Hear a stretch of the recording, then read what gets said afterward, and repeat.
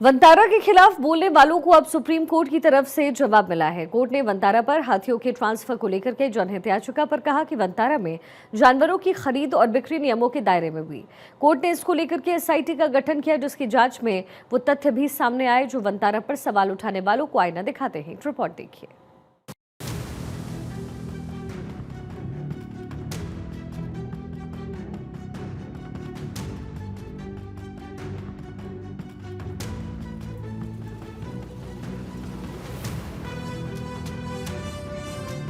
जिस वंतारा को जंगली जानवरों का सेकंड होम कहा जाता है, जिसका लक्ष्य है जानवरों का बचाव, देखभाल, रेस्क्यू केयर और रिहैबिलिटेशन, और जिसे जंगल का तारा दुनिया कहती है, उसी वंतारा को लेकर जब सवाल उठे तो एसआईटी जांच भी हुई और इसी एसआईटी रिपोर्ट में वो फैक्ट्स एंड फिगर्स सामने आए जिस पर देश की सबसे बड़ी अदालत ने भी दो टूक शब्दों में कहा है कि वंतारा में किसी तरह की गड़बड़ी नहीं पाई गई है।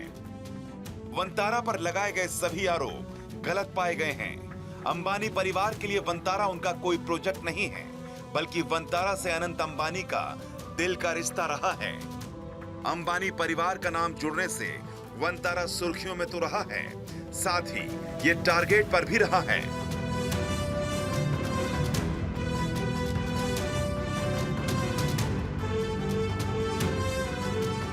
वंतारा के खिलाफ 2 रिट पिटीशन दाखिल की गई थी, जिसमें वंतारा में कथित अनियमितताओं का आरोप लगाया गया था। कोर्ट को पहले भी इस मामले में कुछ गलत नहीं मिला था, लेकिन मामला क्योंकि गंभीर था, लिहाजा कोर्ट ने 28 अगस्त को मामले की जांच के लिए एक एसआईटी का गठन किया था।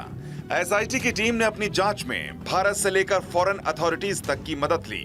रिकॉर्ड खंगाले गए, साइट पर इस टीम ने विजिट किया, एफिडेविट्स की जांच की गई, साथ ही एक्सपर्ट से भी बातचीत की।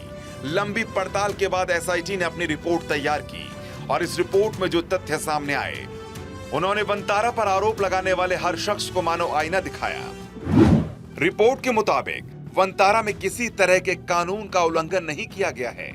वाइल्ड लाइफ प्रोटेक्शन एक्ट 1972, जो रूल्स, सीजेडे की गाइडलाइंस समेत फेमा, पीएमएलए समेत किसी भी कानून की अनदेखी वंतारा में नहीं की गई थी।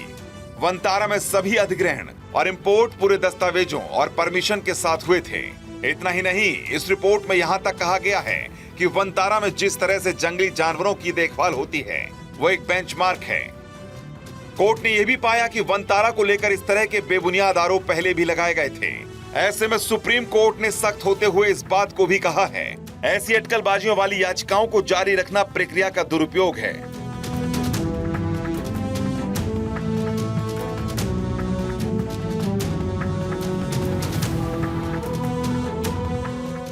अब आप ये भी समझिए कि एसआईटी की ये जांच क्यों पूरी तरह से निष्पक्ष थी। वजह थी 4 सदस्यीय एसआईटी का नेतृत्व पूर्व जज जस्टिस जे चेलमेश्वर ने किया था और टीम में जस्टिस राघवेंद्र चौहान, पूर्व मुंबई पुलिस कमिश्नर हेमंत नागराले और कस्टम अधिकारी अनिश गुप्ता शामिल थे।